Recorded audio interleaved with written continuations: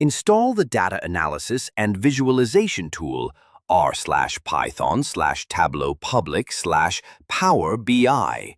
Procedure Step 1. Go to CranR project website. Step 2. Click on the Download R for Windows link. Step 3. Click on the base subdirectory link or Install R for the first time link. Step 4.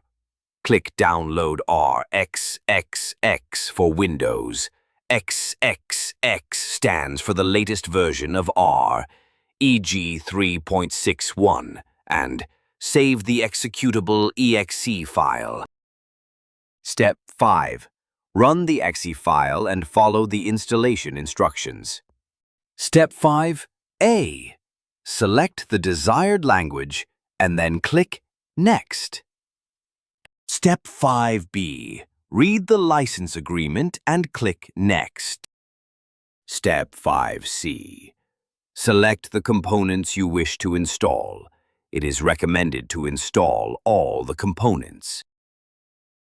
Step 5D. Select the components you wish to install. It is recommended to install all the components. Click Next. Step 5E. Select additional tasks like creating desktop shortcuts, etc., then click Next. Step 5F. Wait for the installation process to complete. Step 5G. Click on Finish to complete the installation.